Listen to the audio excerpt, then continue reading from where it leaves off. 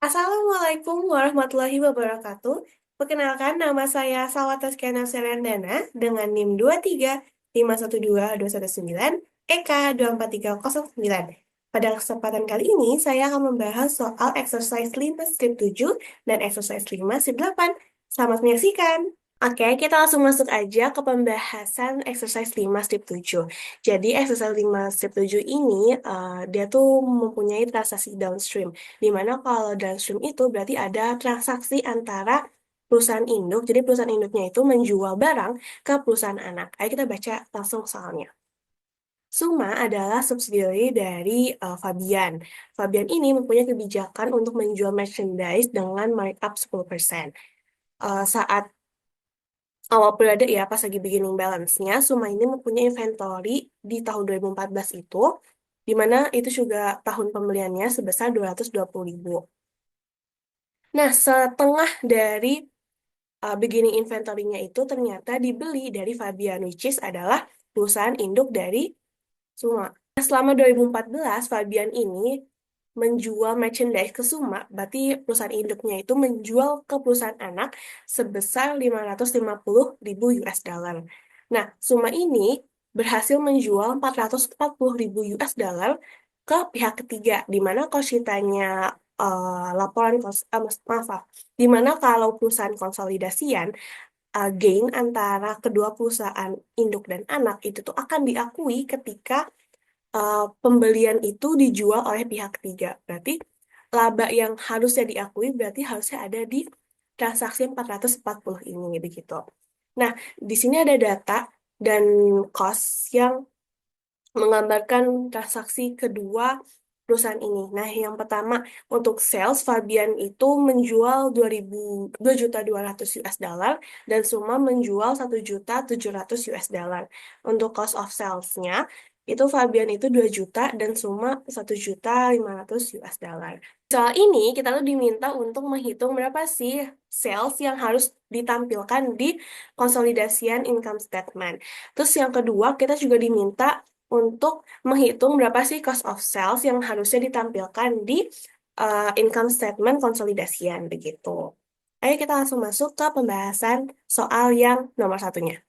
Nah, di kasus ini kan adalah kasus downstream sales, di mana penjualannya itu dari perusahaan induk kepada perusahaan anak, berbeda dengan upstream sales yang itu tuh penjualan dari perusahaan anak ke induk. Kalau di downstream sales, laba dari penjualan antara perusahaan induk kepada perusahaan anak itu tuh akan diakui ketika perusahaan anak ini dia tuh berhasil menjual inventory-nya ke pihak ketiga. Jadi kan perusahaan induk menjual kepada perusahaan anak. Kan pasti ada gains dong di antara kedua transaksi ini.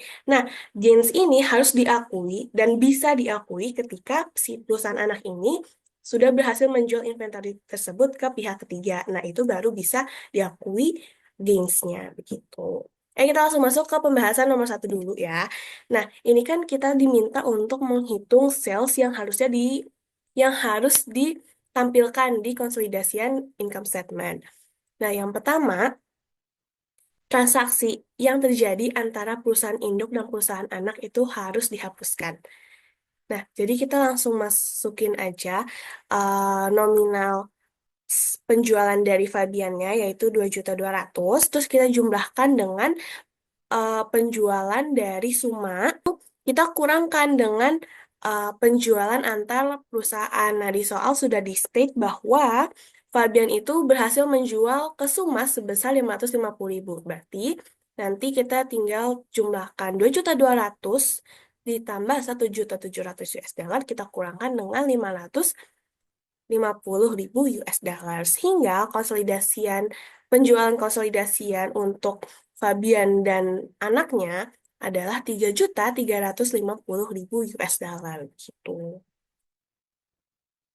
Oke, kita lanjut ke pembahasan berapa sih cost of sales yang harus dilaporkan di laporan income statement konsolidasian.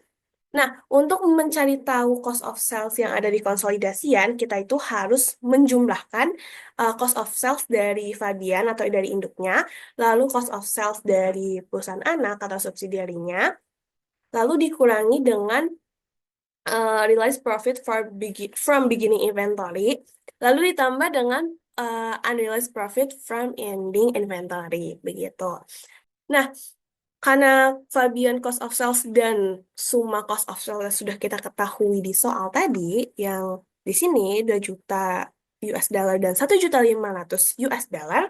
Sekarang ayo kita coba mencari realized profit from beginning inventory. Oke, ini ada beberapa note penting. Tadi dikasih tahu di soal juga, persediaan awal summa itu 220.000 US dollar, di mana setengahnya itu tuh berasal dari pembelian ke Fabian, di mana pembelian dari induknya begitu. Lalu Fabian itu menjual harganya dengan markup 10%. Nah, kalau ceritanya mencari harga jual dengan ada markup, berarti kan harga pokoknya ditambah dengan 10% dari harga pokok.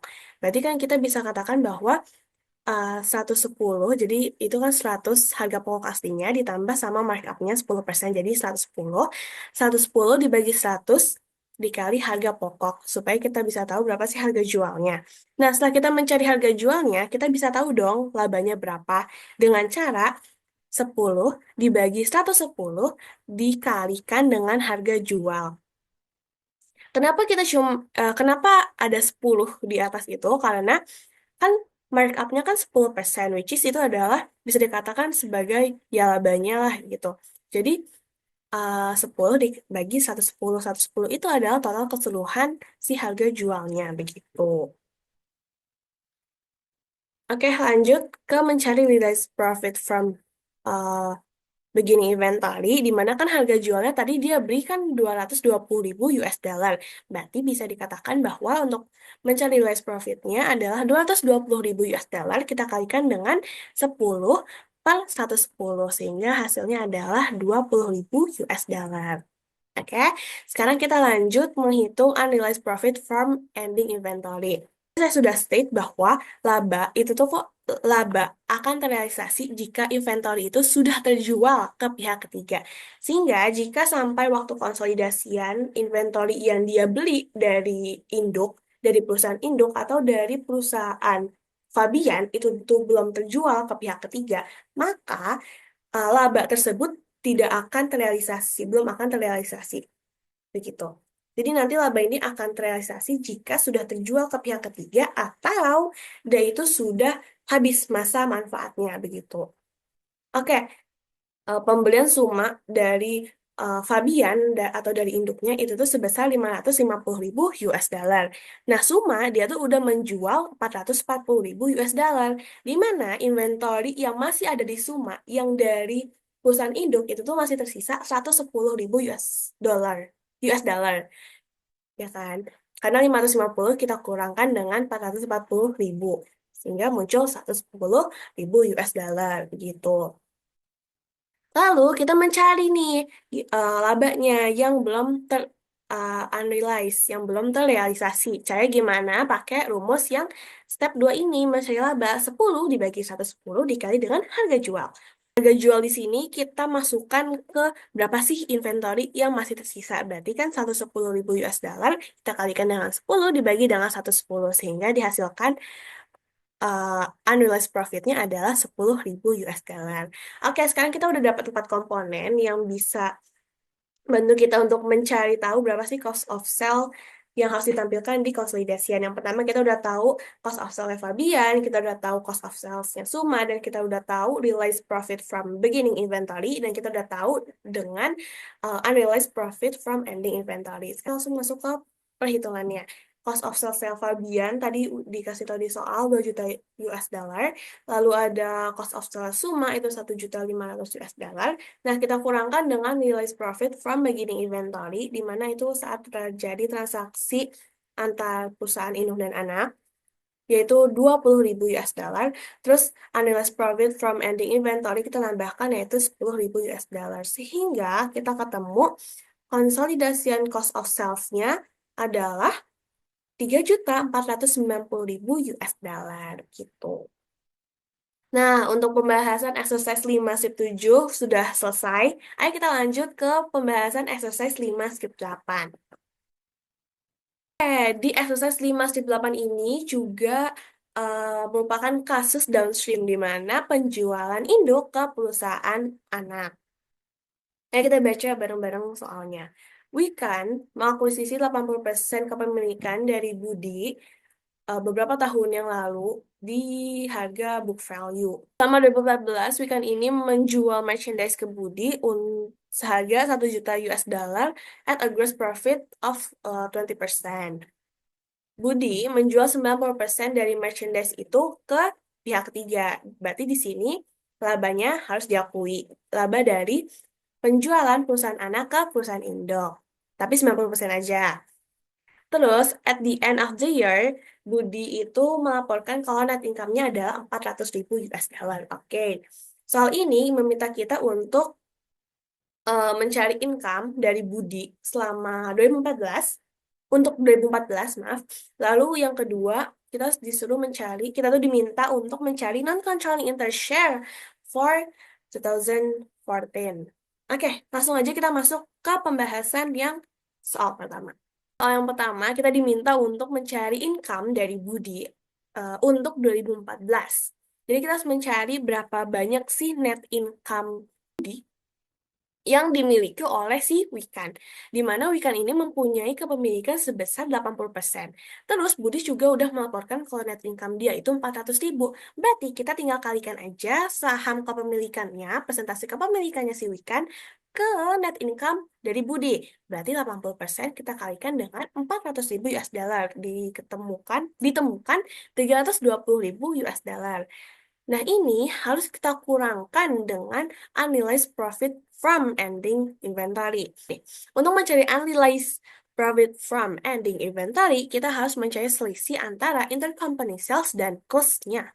Untuk intercompany sales, kita itu di sini nih dikasih tahu. During 2014, Weekend Tobacco sold merchandise to Budi for 1 juta US dollar at a gross profit of 20%. Berarti kita bisa anggap dia tuh kayak markup lah 20% dari 1 juta ini. Berarti kita bisa katakan bahwa 1 juta ditambahkan dengan 1 juta dikali 20%. Sehingga ditemukan 1.200.000. Lalu cost-nya adalah ini. Cost-nya adalah ini. Sold merchandise 1 juta. Oke. Lalu, 1.200.000 ini kita kurangkan dengan 1 juta, sehingga gross profit-nya adalah 200 ribu US dollar. Tapi, jangan langsung masukin 200 ribu US dollar, karena belum selesai cara menghitungnya.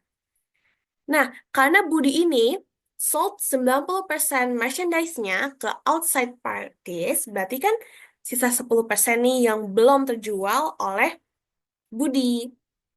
Sehingga kita kalikan 200 ribu US dollar ini dikalikan dengan 10%, yaitu ketemu 20 ribu US dollar. Kenapa harus yang masih tersisa? Karena yang masih tersisa, dia itu labanya belum terrealisasi. Kenapa? Ya karena semua laba yang ada di dalam transaksi induk dan perusahaan anak itu tuh harus direalisasi jika mereka ini sudah menjual inventory dari transaksi tersebut ke pihak ketiga. Di sini yang belum terjual ada 10%, berarti 10% ini, laba 10% ini yang masih unrealized profit. Jadi harus dikurangkan begitu. Oke, income from Budi untuk tahun 2014 adalah 320 ribu dikurangkan dengan 20 ribu. Sehingga income-nya adalah 300 ribu US dollar. Begitu. Oke, kita lanjut ke pembahasan soal kedua, determine controlling interest share for 2014. Nah, kita tuh tinggal mengalihkan kepemilikan dari non-controlling interest ke net income dari Budi. Berarti kan tadi Budi itu ngasih tahu kalau dia tuh punya 400 ribu net income-nya. Sedangkan non-controlling interest-nya punya kepemilikan 20% dari 100 dikurangi 80%, karena 80% punya si Wikan. Lalu tinggal kita kalikan 20%, kita kalikan dengan 400 ribu US dollar, sehingga non-controlling interest share for 2014 adalah 80 ribu US dollar. Begitu. Nah, karena kita sudah selesai membahas exercise 5-7 dan exercise 5-8, menandakan bahwa video ini sudah selesai. Sekian, saya Salwataskia Nasrandana, pamit undur diri. Terima kasih. Wassalamualaikum warahmatullahi wabarakatuh. Sampai jumpa.